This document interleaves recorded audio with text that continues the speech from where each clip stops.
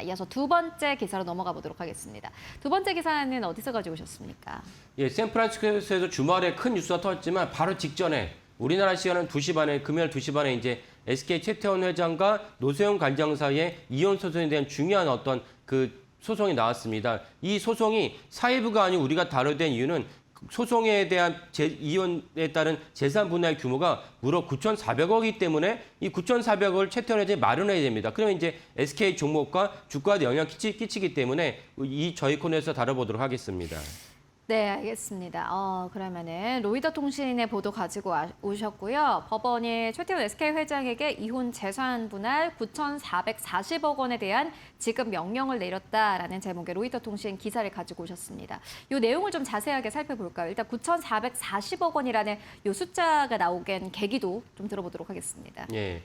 뭐 일단은 이혼 때문에 이제 이 숫자가 나왔는데 사실은 이제 상대적으로 SK그룹은 제가 만나봤던 SK그룹은 어저께 금요일 이 숫자에 상당히 당황했을 것입니다. 왜냐하면 이 정도까지 생각하지 않고 원래 2심 판결했었던 1조 원이 넘는 금액을 대법원에서 파기환송했기 때문에 이거보다 훨씬 낮게 한 1,000억 정도나 많으면 2,000억 정도 예상했을 텐데 이번에 그 파기환송부에서 2심 재판부에서 무려 9,440억을 갖다가 재산 분할을 해줘라라고 했기 때문에 SK그룹은 좀 적잖이 엄청난 충격을 받았을 거로 여겨지는데 그러면 SK그룹은 그렇게 예상을 했지만 사실 제가 만나본 법조에 있는 관련계자는 그렇지 않았습니다. 왜냐하면 대법원에서 파기환송했던 것에 대한 중요한 요건 중 하나가 그 노세훈 관장이 그 친정 측에서 SK그룹에 넘겨진 200억이라는 메모가 있다. 이 200억을 넘겨줬는데 근데 대법원에서는 200억을 갖다가 당시 노태우 대통령이 정치인으로서 200억을 마련할 수 없기 때문에 이건 뇌물로 봐야 된다. 그럼 뇌물로 기여한 것을 우리가 인정할 필요가 있느냐 이런 맥락에서 파기환송을 했습니다. 하지만 제가 만나면 많은 법조인들은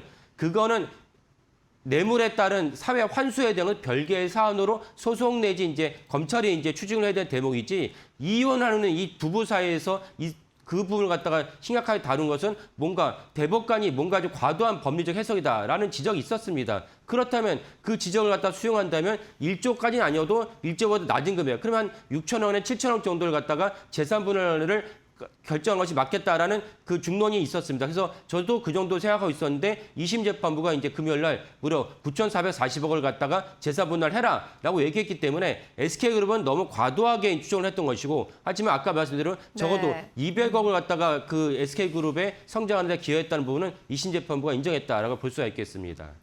첫 번째 키워드 열어볼게요. 첫 번째 키워드는 그렇다면은 자금 마련 방법은 이라는 키워드인데 아마 많은 분들이 이게 궁금하실 것 같고 이게 또 결국에는 주가의 어떤 뭐 SK그룹 뭐 계열사들도 마찬가지고 어떤 주가를 좀 결정할 만한 요인이 되지 않을까 하는 생각이 드는데 지금 최태원 회장은 그렇다면은 자금을 어떻게 마련을 하게 될까요? 예, 최태원 회장 공식적으로 알려진 재산의 대부분은 주 SK, 그러니까 SK그룹의 지주사이고 SK의 경영권을 갖다 행사할 수 있는 지주사입니다. SK 지분 18%가 최태원 회장 공식적으로 알려진 재산의 대부분입니다. 재산의 대부분인데 그러면 아까 말씀드린 1조 원에 상하는 이 금액을 마련해야 되니까 최태원 회장이 물론 연간 거의 배당과 임금만 합쳐도 한 1,000억 정도의 이제 수입이 있습니다. 물론 거기에서 이제 세금을 뺀다면 1,000억보다 줄긴 하겠지만 어쨌건 이걸 지렛대로 삼아서 노세훈 관장 측과 아마 협상을 하겠죠. 하지만 결국은 SK 지분 일부를 갖다가 매각을 하거나 하지만 아까 말씀드린 경영권의 이슈가 있기 때문에 매각 대신에 아마도 또 다른 이슈 중 하나인 그 지분을 갖다가 담보로 금융기관에서 대출을 받지 않을까 싶습니다. 그러면 대출을 받아서 생긴 재원과 아까 말씀드린 본인이 받는 배당을 합쳐가지고 노세훈 관장 측에 넘겨주지 않을까라고 생각을 합니다. 배당이라면은 앞으로 배당금이 더 높아질 수도 있겠네요. 그렇죠. 그런 관점에서 배당금을 높이려면 SK 자체가 배당을 높이려면 지주사이기 때문에 SK가 계열사인 주요 계열사 중에 하나가 어디냐? SK텔레콤이고 또 다른 계열사가 SK스퀘어입니다. SK하이닉스의 최대 주인 SK스퀘어가 주 SK에다가 배당을 많이 유입을 시켜야지 SK도 다른 주주들에게 배당할 수 있는 여력이 많이 생깁니다. 그래서 사실은 그 발표가 소송 대한 결과 나오자마자 SK텔레콤의 주가 올라간 것도 결국 배당을 높일 수밖에 없지 않느냐 이런 어떤 전망 때문에 SK텔레콤의 주가가 당일날 올라갔습니다. 네, 알겠습니다. 그러면은 이제 이게 후에 이제 뭐 대출을 받거나 이렇게 되면은 아마 공시가 나오겠죠. 예.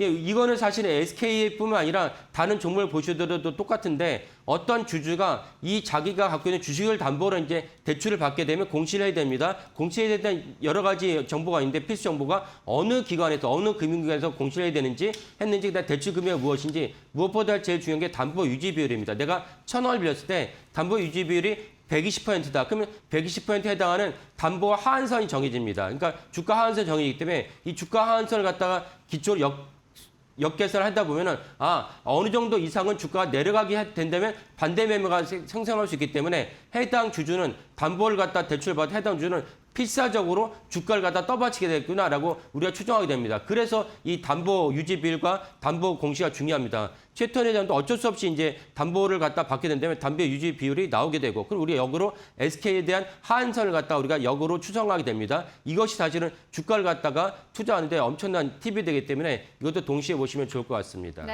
알겠습니다. SK 관련 뉴스까지 짚고 왔습니다. 지금까지 히든글로벌 조우진 대표와 함께 이야기 나눠봤습니다. 말씀 고맙습니다. 예, 감사합니다.